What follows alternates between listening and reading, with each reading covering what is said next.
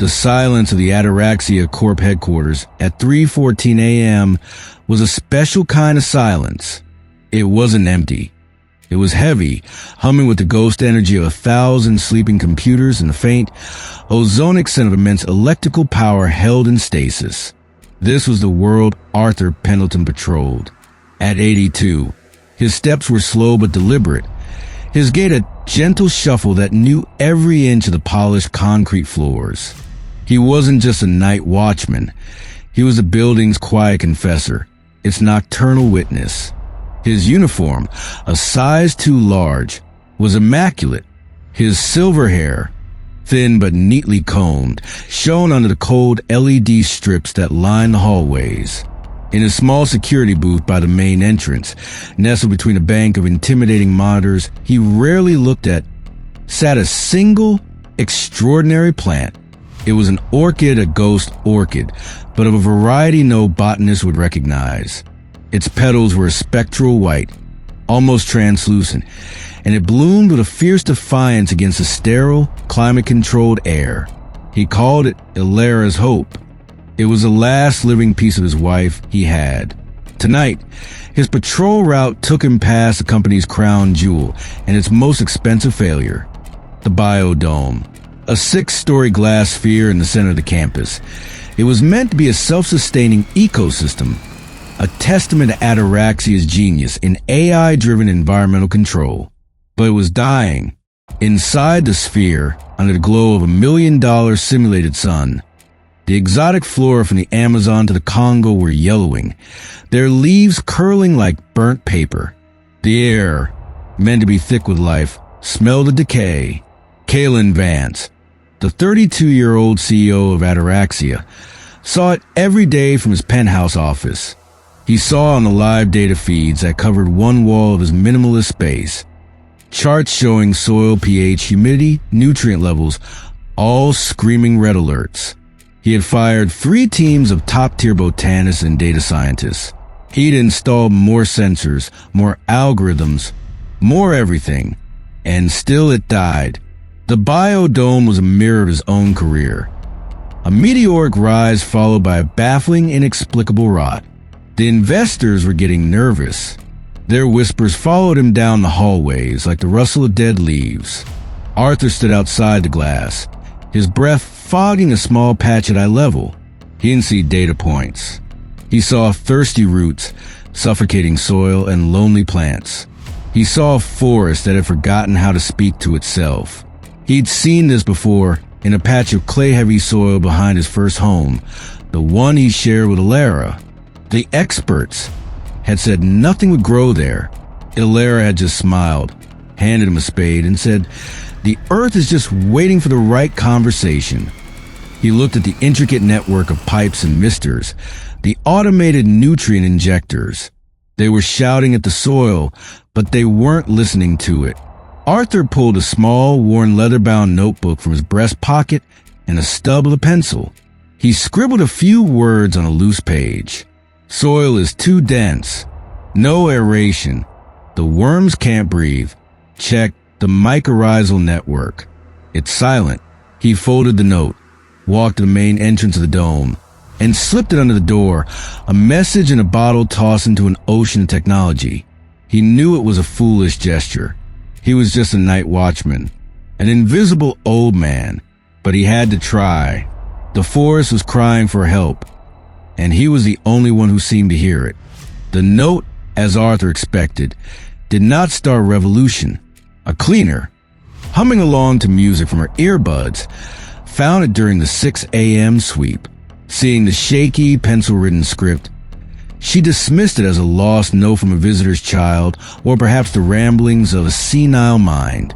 Without a second thought, she swept it into her dustpan and dumped it into the recycling bin destined for pulping. The message was lost. The forest inside the dome continued its slow, silent march toward oblivion. Later that day, a young woman named Lena Petrova pushed her wire-rimmed glasses up her nose and stared at her own monitor, located in the sprawling, open-plan office of the junior software engineering department. Her screen showed the same data as the CEO's, just with fewer privileges. She was tasked with writing code to analyze the failure patterns. It was a miserable job, documenting a death in excruciating detail. She was a coder, but she'd grown up on her grandmother's farm, her hands perpetually stained with the rich, dark soil of the earth. She knew, deep in her bones, that the answer wasn't in the code. That evening, frustrated and restless, she decided to work late.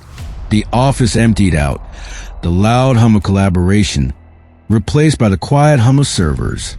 Around 9 p.m., she walked to the coffee machine, which was located with a view of the biodome. And there she saw him. Arthur, the old night watchman, wasn't at his desk. He was standing in front of the massive, glowing schematics of the biodome projected on the lobby wall.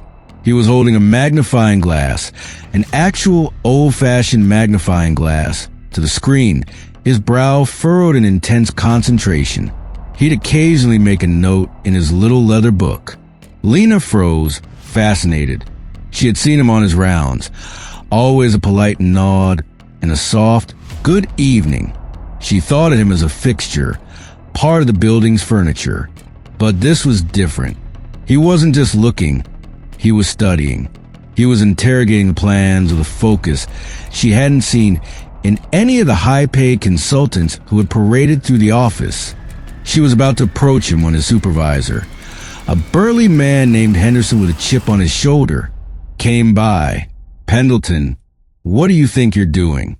You're paid to walk, not to gawk. Get back on your route." Arthur didn't flinch. He simply nodded, pocketed his notebook and magnifying glass, and shuffled away, his quiet dignity a shield against the man's abrasive tone. Lena felt a spark of anger on his behalf. As she headed back to her desk, she passed the recycling bins the cleaners had left out.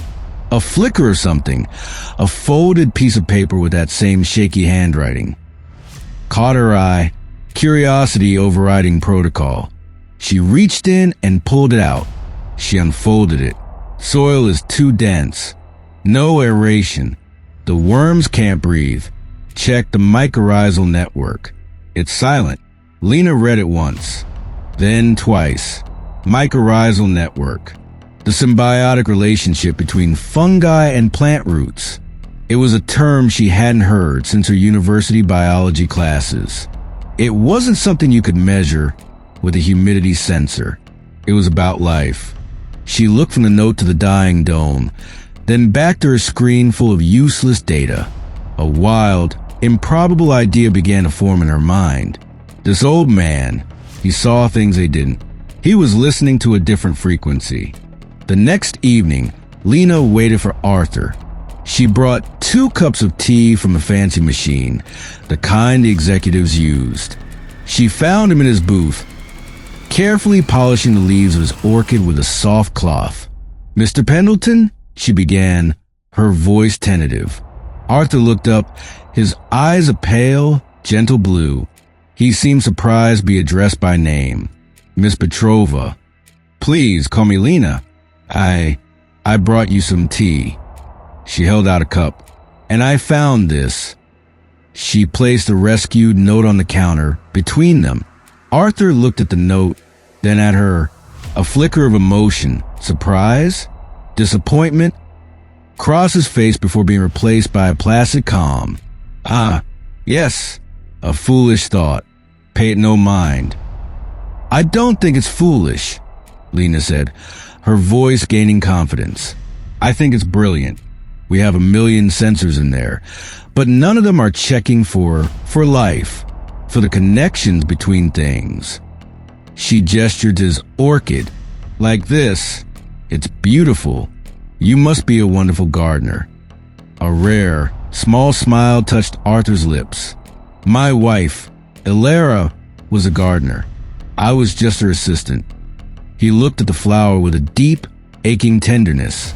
She used to say that all the technology in the world can't convince a seed to grow if it doesn't feel safe. They talked for nearly an hour. Arthur, hesitant at first, slowly opened up. He spoke of soil composition, not as a chemical equation, but as a recipe for a community. He talked about companion planting, how some plants protect each other, how others enrich the soil for their neighbors. He didn't use jargon. He used stories. He spoke of the earth as a living, breathing entity. Lena was mesmerized. It was a language she understood instinctively, a wisdom that resonated far more than the cold logic of her code. On her desk, she had a small, pathetic-looking succulent that was slowly giving up on life. Inspired, she asked Arthur what she could do. "That one," he said after she described it, "is lonely.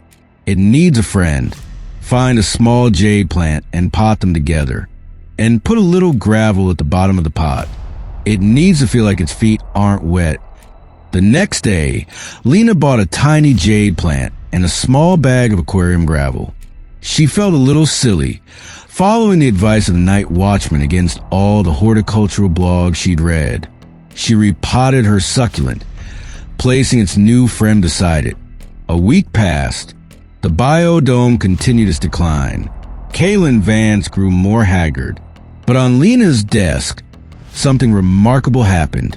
The little succulent, which had been a sad, grayish-green, began to plump up. Its color deepened. It looked happy. The jade plant next to it seemed to stand a little taller. It wasn't just surviving, it was thriving.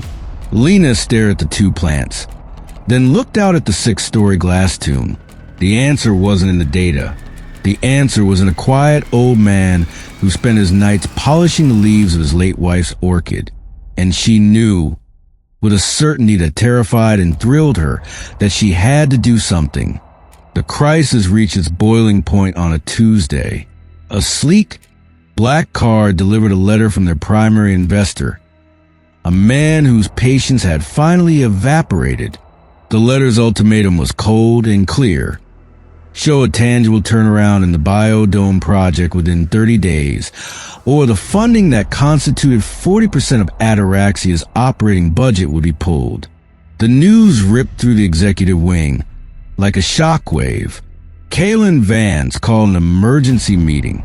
He stood before his team, his usual sharp suit looking rumpled, his face pale with a sleepless fury.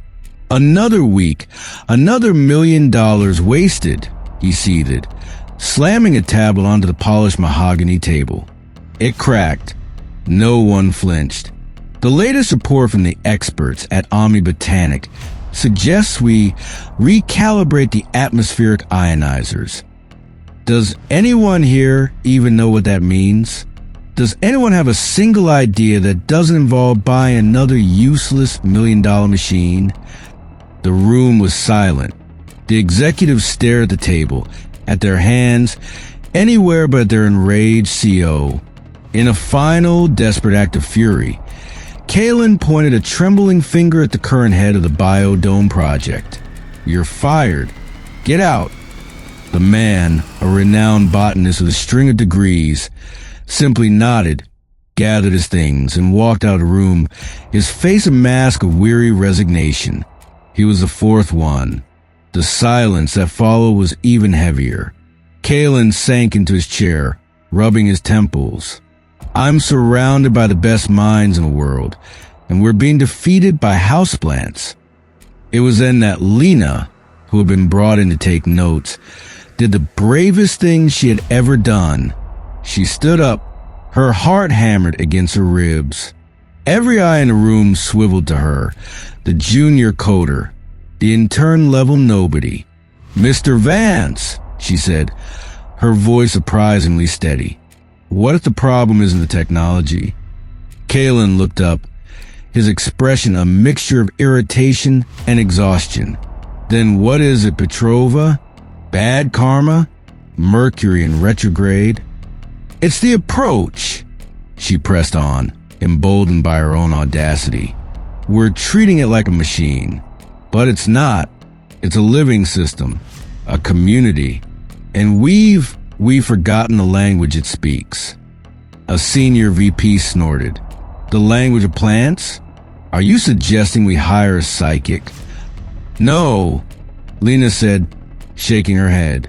"I'm suggesting we talk to someone who already knows the language." A consultant, an unconventional one. Kalen stared at her, a dangerous glint in his eye.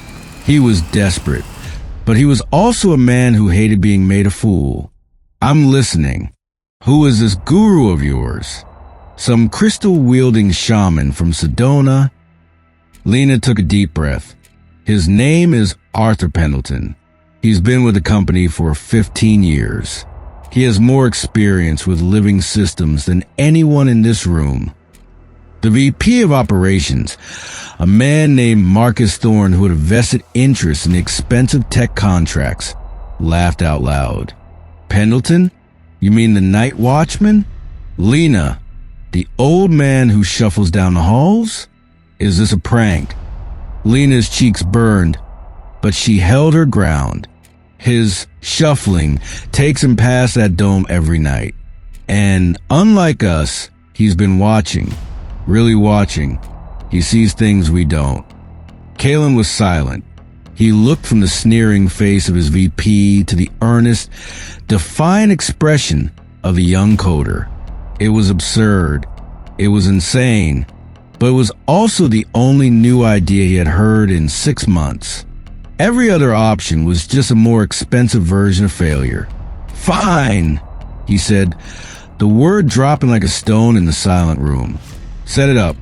I'll meet with your consultant. Tomorrow, 10 a.m. conference room 4. He stood up, his eyes sweeping over the stunned faces of his team. But Petrova, he added, his voice dropping to a deadly quiet.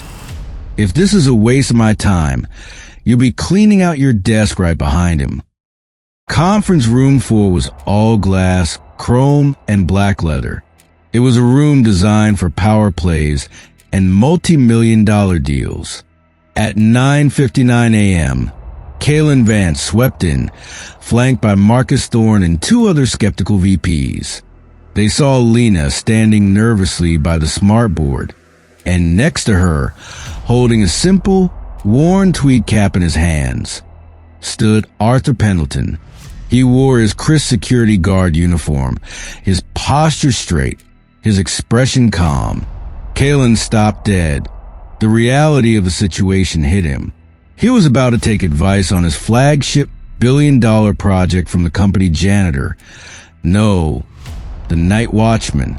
The absurdity was overwhelming. Thorne snickered under his breath. You've got to be kidding me, Kalen said, his voice dangerously low. Petrova, what is this? This is a consultant, sir, Lena said, her voice trembling slightly but her resolve firm. This is Mr. Pendleton. Kalen shot a venomous glare at Arthur. With all due respect, old man, what could you possibly know about exascale data processing and atmospheric regulation? Arthur did not seem intimidated. He simply looked at Kalen with his clear, steady eyes. Sir, you could have the smartest clock in the world, but it can't tell you the time if the hands are broken. Your technology is shouting, but the dome has gone deaf.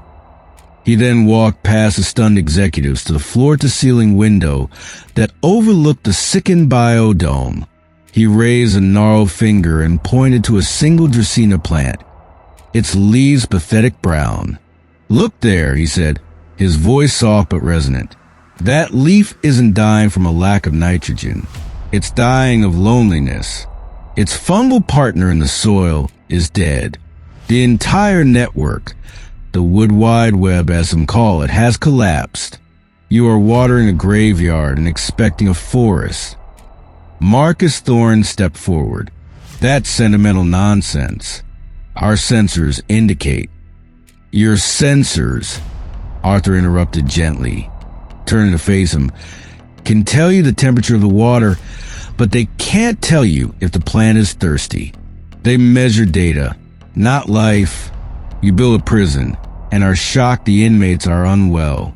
Kalen, for all his fury, was momentarily speechless.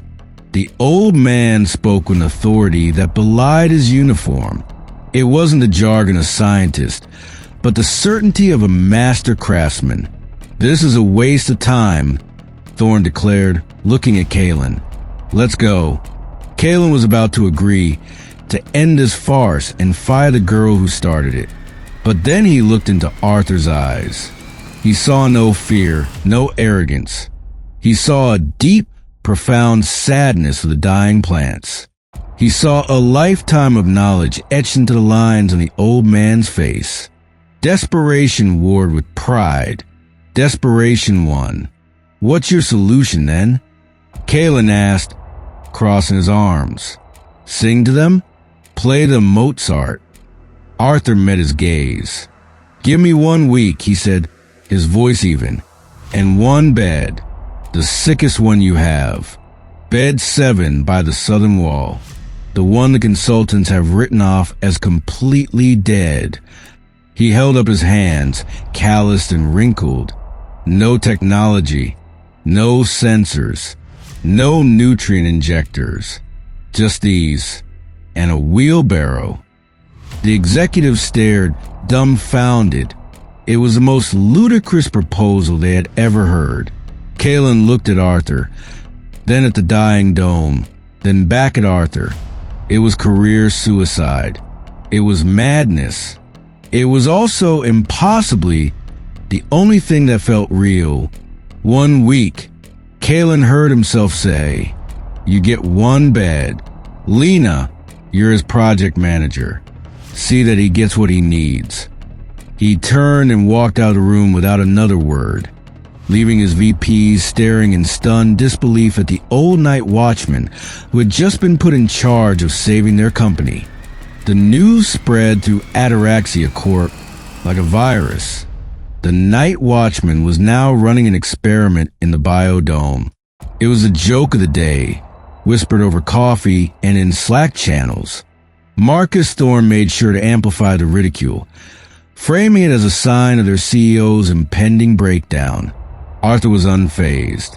On Monday morning, he arrived not in his uniform, but in a pair of sturdy overalls and worn work boots. He walked past the gawky employees, pushing a simple, slightly rusty wheelbarrow. Lena met him at the dome entrance, holding a key card.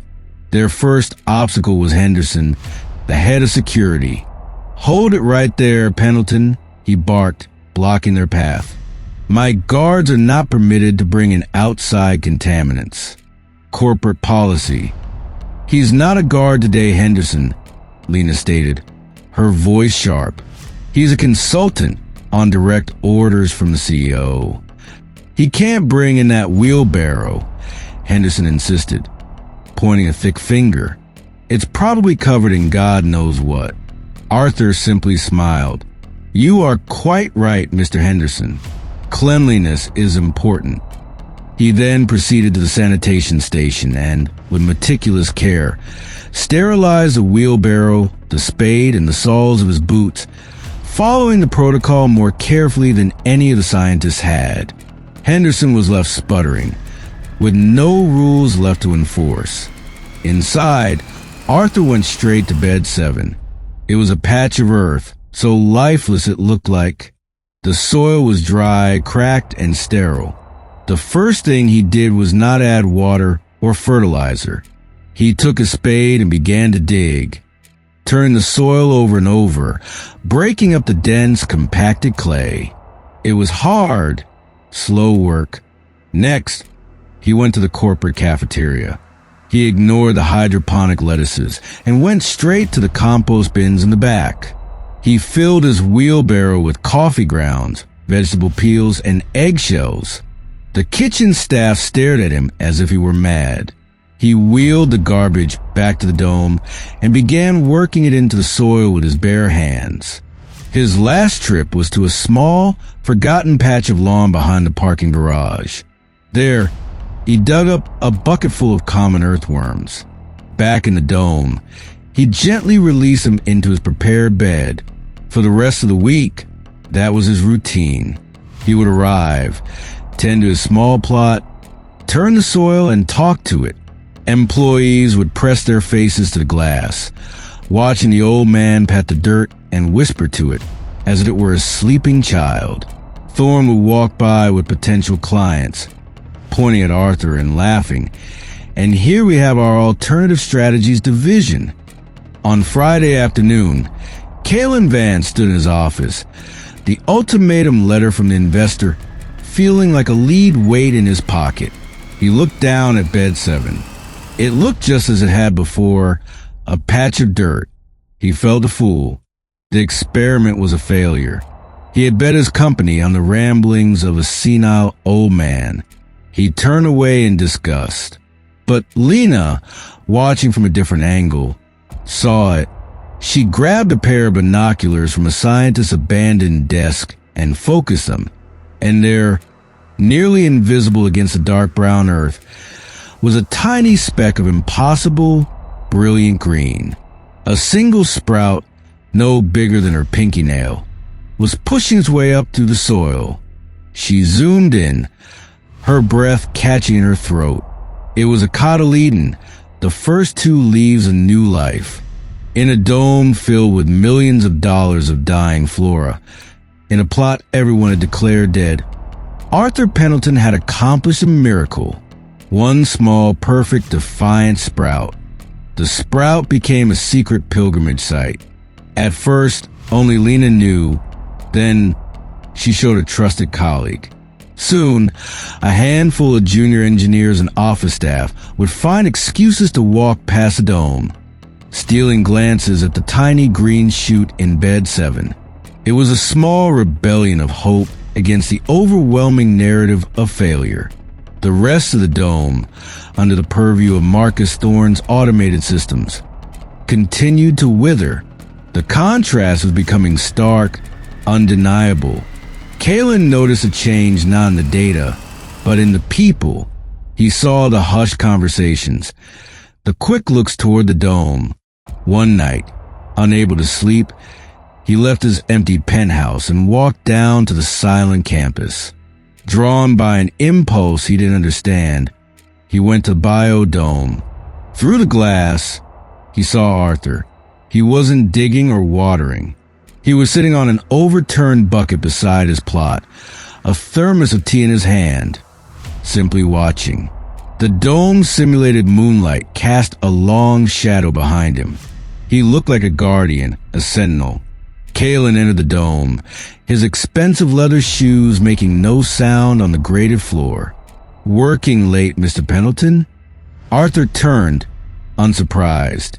"The most important work happens when things are quiet, Mr. Vance." He patted the bucket beside him. "Join me?" Hesitantly, Kalen sat. For a long time, neither man spoke. The air around them, unlike the rest of the dome, smelled clean and earthy. It smelled alive. "How did you do it?" Kalen finally asked, his voice stripped of its usual authority. He sounded like a student. "I didn't do anything," Arthur replied softly. "I just made an introduction." The coffee grounds invited the bacteria. The bacteria invited the fungi. The fungi invited the worms. They did the work. I just set the table for the party. He looked at Kalen. You can't force a community to thrive. You can only create the conditions for it to build itself. Kalen stared at the sprout, a tiny life form that was mocking his entire philosophy of control and command. My teams, they had all the resources, the best equipment. They had tools, Arthur corrected, but they didn't have a relationship with the soil, with the plants, with each other. He paused, then reached into the inner pocket of his overalls and pulled out a small velvet pouch. With gentle fingers, he opened it and showed Kalen the Alara's Hope orchid, which he brought with him each day for safekeeping. Its ethereal white petals seemed to glow in the dim light. "My wife and I," Arthur said, his voice thick with memory, "we started our first garden on a patch of land the bank called Unusable. Solid clay and rocks. Alara didn't see a problem. She saw a challenge in communication." He smiled sadly. She'd talked to the seeds before she planted them. Silly, I thought, but they always grew for her. This orchid, it was her greatest success. It shouldn't survive in this dry air, but it does. Kaylin looked from the impossible orchid to the determined sprout, then to the old man whose eyes held the weight of a lifetime of love and loss. For the first time, it occurred to him that the most valuable data wasn't stored on a server. It was stored in the memories and hands of people like Arthur. He felt a profound sense of shame for his arrogance, for his blindness. He had been trying to conquer nature, while this old man was simply having a conversation with it. "How did you know?" Kaylin asked again, but this time the question was different. It wasn't about technique. How did you know what it needed? Arthur looked at him, his gaze deep and knowing. "You have to be quiet enough to hear what hurts," he said. "The same is true for plants as it is for people." The sprout grew. Within days, it was joined by others. A small, vibrant patch of green was spreading across bed 7. The quiet pilgrimage to the dome's window turned into a lunchtime ritual for many employees. They called it Arthur's Patch. It was a symbol. It proved that a different way was possible. This shift did not go unnoticed by Marcus Thorne. He saw the admiration in the employees' eyes when they looked at the old man. He heard the whispers that questioned the millions he had spent on the failing automated systems. Arthur's success was a direct indictment of his own authority and expertise. It made him look incompetent, and he could not tolerate it. Jealousy, sharp and acidic, curdled in his gut. He had to put an end to it. He had to prove that the old man's way was just a fluke, a sentimental fantasy that had no place in a data-driven corporation. On Thursday night, long after Arthur had gone home and the last employees had left, Thorne used his executive keycard to enter the biodome. He moved with a grim purpose, his face a mask of resentment. He carried a heavy-duty sprayer, the kind used for industrial herbicides. But it wasn't filled with poison. That would be too obvious. He had done his research. It was a highly concentrated saline solution. It wouldn't kill the plants immediately, but it would make the soil toxic, unable to absorb water, effectively choking the life from the roots. It would look like a natural, catastrophic failure of the plot. He would then write a report full of complex data about how the organic method was unstable and led to a total soil salinization event. He would be the hero who exposed the folly. He stood over Arthur's patch, the healthy green leaves seeming to mock him. With a cold, tight smile, he drenched the plot, the clear liquid soaking into the rich, dark earth Arthur had so painstakingly cultivated. He emptied the entire canister, ensuring the salt content was lethally high. He then slipped out, wiping his key card data from the local entry log.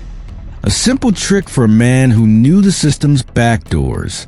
He was sure he had left no trace. The next morning, Arthur arrived with his wheelbarrow and a thermos of chamomile tea. Lena met him, her face bright with excitement.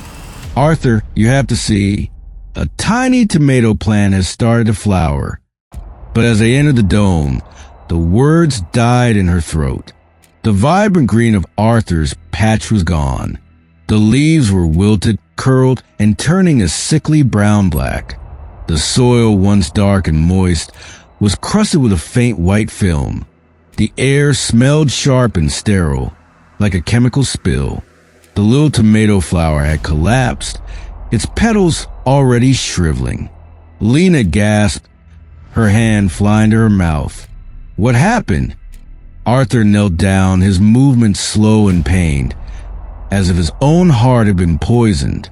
He touched a wilted leaf, then crumbled a piece of the stiff, salty soil in his fingers. He brought it to his nose, then touched it to his tongue.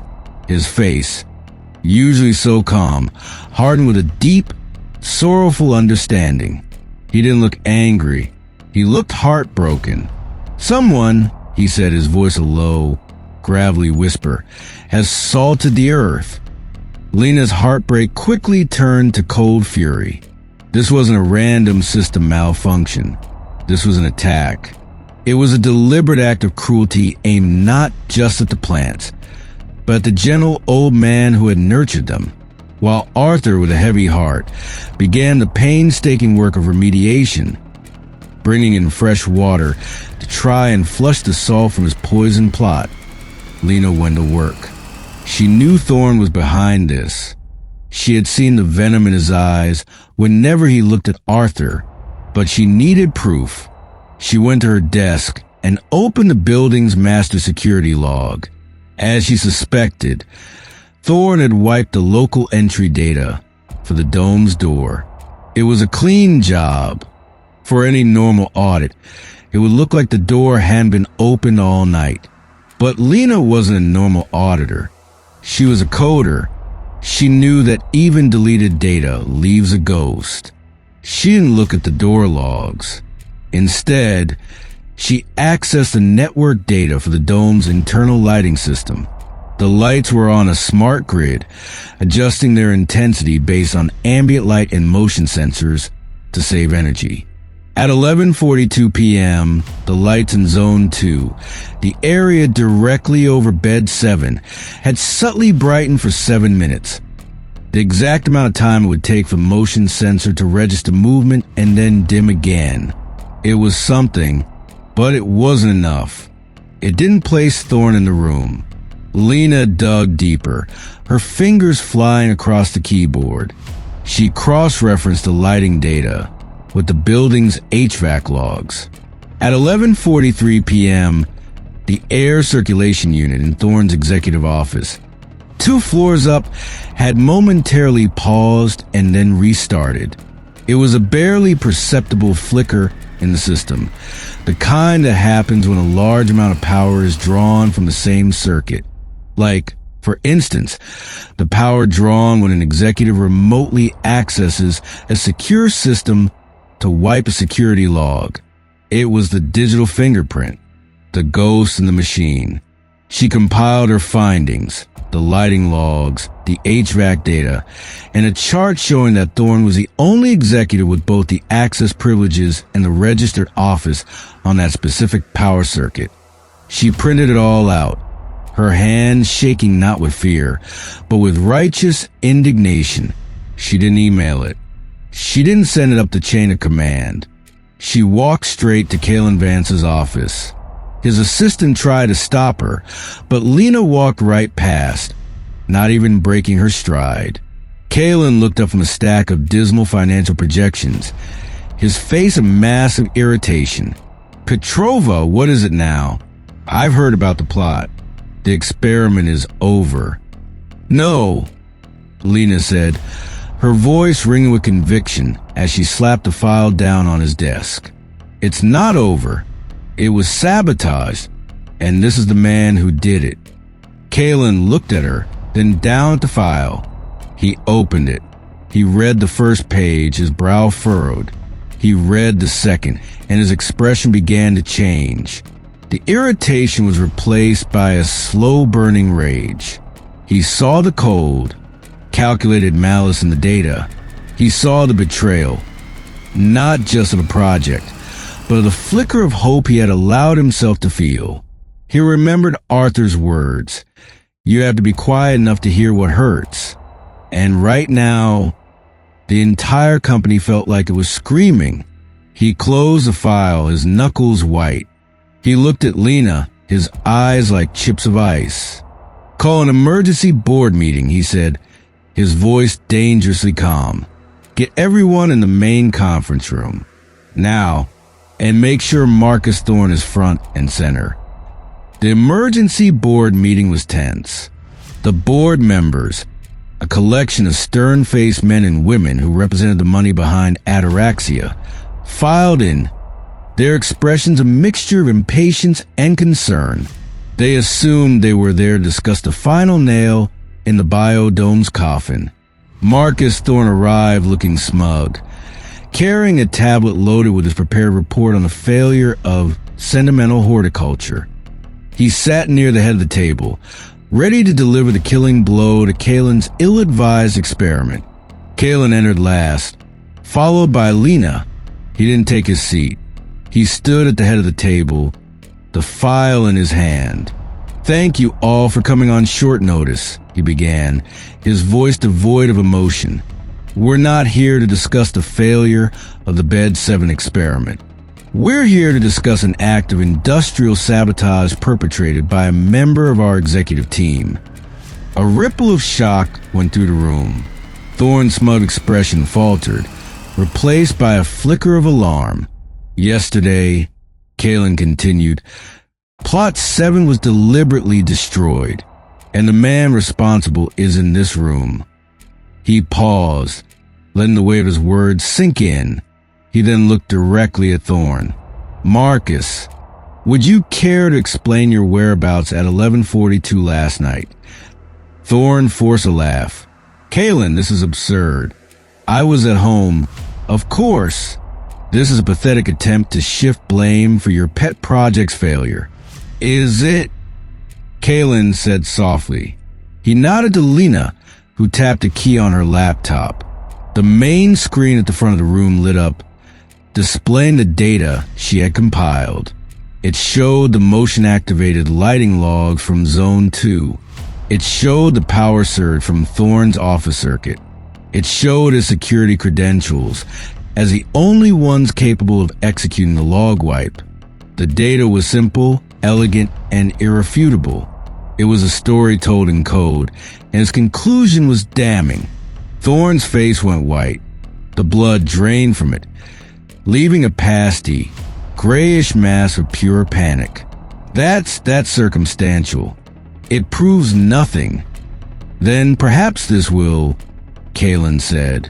He nodded to Lena again. This time, a video file played. It was from a secondary high-angle security camera in the hallway outside the dome. One Thorne hadn't known was on a separate server. The footage was grainy, but the image was clear. Marcus Thorne, carrying a sprayer, entering the dome at 11:41 p.m. and exiting 7 minutes later. The boardroom was utterly silent. The board members stared, horrified, from the screen to the trembling executive. Thorne opened his mouth, but no sound came out. He had been so sure of his own cleverness, so certain of the system he thought he controlled. Kalen walked over to where Thorne sat. "You didn't just kill a few plants, Marcus," he said, his voice low and laced with contempt. "You tried to kill the first real sign of hope this company has had in a year. You did it out of jealousy and fear. And for that, there is no place for you here." He pointed to the door. "You're fired. Security will escort you from the building. Your assets will be frozen pending a full investigation into financial damages."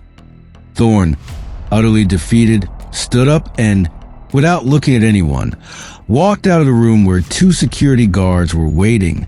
After he was gone, Kalen faced a stunned board. "This," he said, gesturing to the damning evidence, "is the culture of fear and ego that has been poisoning this company. A culture I have allowed to fester. That ends today." He took a deep breath. "The Biodome project is no longer under my direct control.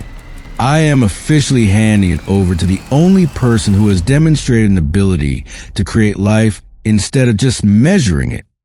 He looked out the window to where Arthur, on his hands and knees, was still patiently flushing the poisoned soil. "I'm putting Arthur Pendelton in charge. He will have unlimited resources, my full authority, and he will report directly to me. We're going to do this his way." The lead investor, the man who had written the ultimatum letter, stood up. He had been watching Kalen with a new, profound respect.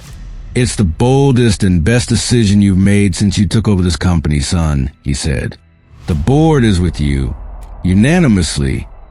The transition was, at first, awkward. The team of scientists and botanists that Kalen had fired were rehired, this time with a new, bewildering mandate. Their boss was not a PhD from MIT, but an 82-year-old former night watchman in overalls. They returned humbled, confused, and deeply skeptical. Arthur held his first team meeting, not in a conference room, but standing in the center of the dome, beside his slowly recovering plot. He didn't issue commands or present a PowerPoint. He simply held up a handful of the rich, dark compost he had made. "This is our goal," he said, his voice quiet but carrying through the vast space. "Not to master the environment, but to become its partner. Your technology," he said, nodding to the data scientist, "is a remarkable tool for listening, but we've been using it to shout. From now on, we listen first." He didn't discard their technology. He repurposed it. He had the data scientists write algorithms not to measure nutrient absorption, but to track the spread of the mycorrhizal networks. He had them use thermal imaging to find cold, compacted spots in the soil, areas that needed aeration. He tasked the botanists with researching historical companion planting combinations from indigenous cultures around the world. He didn't command, he mentored.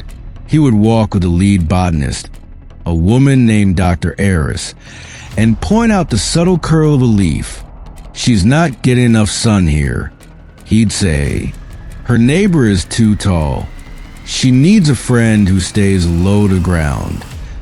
Dr. Eris, who was used to thinking in terms of lumen output and chemical compounds, slowly began to see the dome not as a collection of specimens, but as a neighborhood.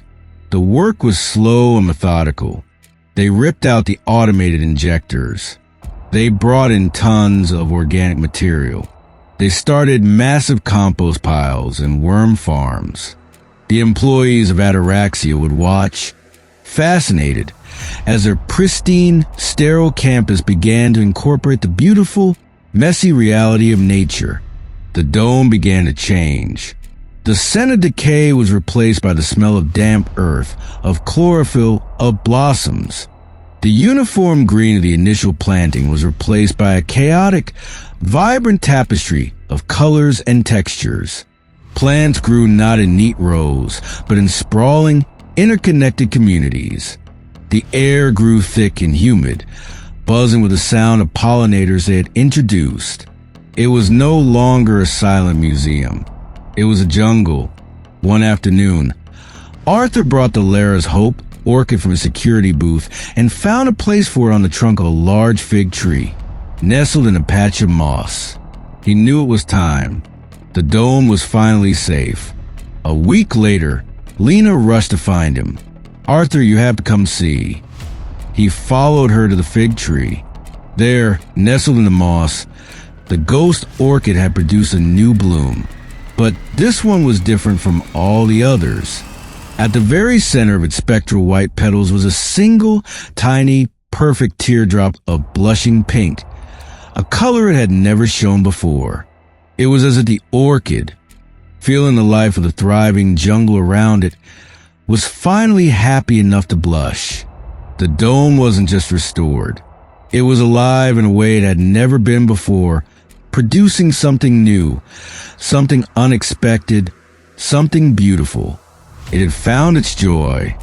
The story of the living biodome and the old night watchman who saved it became a legend, first within the tech community, then beyond. Ataraxia Corp, once on the brink of failure, was now hailed as a visionary. Journalists and documentary crews replaced the worried investors. The company's stock soared, but for a new reason. People weren't investing in their code anymore. They were investing in their philosophy.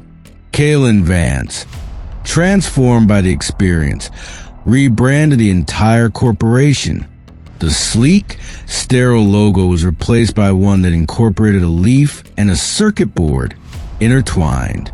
The new motto, displayed prominently at the entrance of the campus, read, Ataraxia, nature's wisdom amplified. He created a new, permanent division, the Pendelton Division of Living Systems. Arthur was named as director. Arthur laughed when he saw the title on his new office door, an office he rarely used, preferring to be in the dome. "I'm a gardener, son, not a director," he told Kalen. But he accepted the role, knowing it would give him the resources to do more good.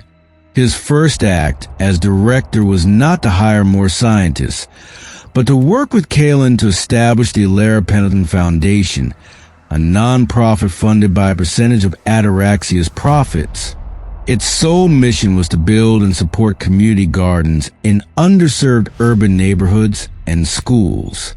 One sunny afternoon, Arthur was giving a tour of the biodome to a group of wide-eyed environmental science students from the local university. The dome was a symphony of life. Monkeys chattered in the canopy. Iridescent blue butterflies flitted through the air, and the scent of 1,000 different blossoms hung heavy and sweet. A young student, holding a tablet and looking overwhelmed by the sheer vitality of the place, raised her hand. "Mr. Pendleton," she asked, "you've achieved what multi-billion-dollar corporations have failed to do. What's the secret? Is it a special nutrient? A new kind of soil?" Arthur stopped beside a trickling waterfall, its stones covered in lush green moss. He smiled his gentle smile. "There is no secret," he said. "There is only a principle. For decades, we have been building things for the world. We build houses, we build machines, we build software. We impose our will upon the raw materials. But you cannot build a forest. You can only invite one." He gestured to the thriving ecosystem around them. This was not built. This was invited. We provided the safety, the community, and the nourishment. Life did the rest. The secret, if there is one, is to stop being an architect and start being a host, a gracious host. He led them toward the exit. As they left, one of the students noticed a main plaque by the entrance. She had expected to see a list of donors, investors, and executives, but the polished bronze plaque read differently.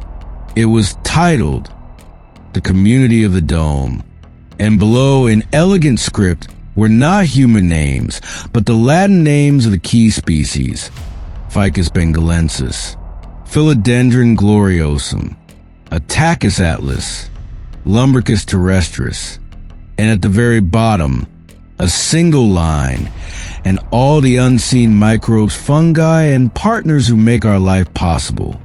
Welcome home. It was a tribute not to the conquerors, but to the community itself, and that, the students realized, was the most profound innovation of all. The story could have ended there, with the thriving dome and the successful company. But the real change wasn't in the building, it was in the people. The Arthur Pendelton Foundation became Kalen's new obsession. He poured his energy into it with the same intensity he had once reserved for stock prices. On a bright Saturday morning in a bleak, concrete-heavy neighborhood downtown, a new community garden was being inaugurated. It was a plot of land that had been a derelict parking lot just 3 months prior. Now it was filled with raised garden beds, a small greenhouse built from recycled materials, and the laughter of children. Kalen was there, not in a suit, but in jeans and a t-shirt, his hands smudged with dirt. He wasn't giving a speech or cutting a ribbon. He was kneeling on the ground, showing a small girl with bright, curious eyes how to gently place a tomato seedling into the soil. "You see," he said softly, mimicking Arthur's gentle tone, "you have to make sure she feels safe. Tuck her in, like you're putting a baby to bed." The little girl giggled and patted the soil around the seedling. "Good night, tomato," she whispered. Arthur watched from a nearby bench. sitting with Lena, who was now the CEO of Ataraxia. She had her own small seedling tray on her lap. "Look at him," Lena said, a proud smile on her face. "Our CEO, the master of the universe, talking to tomatoes." "He's not talking to the tomato," Arthur corrected gently. "He's talking to the little girl, and he's listening to himself. He's finally learning the language." Later, as the sun began to set, casting long shadows across the new garden, Arthur walked over to a new plaque they had just installed at the entrance. It was identical to the one at the Biodome, a tribute to the community of the garden. He ran his gnarled fingers over the cool metal. He felt a hand on his shoulder. It was Kaylin. "She would have loved this, Arthur," Kaylin said quietly. "Ilara?" "Yes," Arthur said, his eyes misting over. "She would have. She always believed the garden was the best way to mend a broken piece of the world." He turned to Kaylin. "You've done a good thing here, son. A very good thing." Kaylin looked out over the garden, where families were watering their plots and children were chasing butterflies. "You taught me that a company's real value isn't its market cap," he said. "It's the amount of life it nurtures in the world, in the soil and in its people." A gentle breeze rustled the leaves of the new trees they had planted. It felt like an answer, a thank you. Arthur reached into his pocket and pulled out his old leather-bound notebook. He handed it to Kaylin. "I'm finished with this now," he said. "My notes are complete. Perhaps you'll find a use for it." Kaylin took the notebook as if it were a sacred text. He opened it. The pages were filled with Arthur's shaky handwriting. Sketches of leaves, notes on soil and pressed flowers. On the very last page, there was a single sentence written years ago, but its truth was timeless. "The greatest technology we will ever create is a community that cares." Kaylin closed the book, his heart full. He looked at the old man who had saved his company, and in doing so, had saved him from himself. "Thank you, Arthur," he whispered, "for everything." Arthur just smiled, his eyes twinkling in the golden light. "The pleasure," he said, "was all mine." He was no longer a night watchman. He was a gardener, and his garden was finally the whole world. If this story of patience, wisdom, and growth resonated with you, we'd be honored to know. Where in the world are you today? And what are you nurturing in your own life? Share with us in the comments below. Your story matters. For more tales that remind us of the quiet power of wisdom and the beauty of life lived in harmony with the world, please consider subscribing and turning on notifications. We're building a community that believes in growing, not just building. Thank you for being a part of it. Until next time, be kind, be patient, and listen to the whispers of the world around you.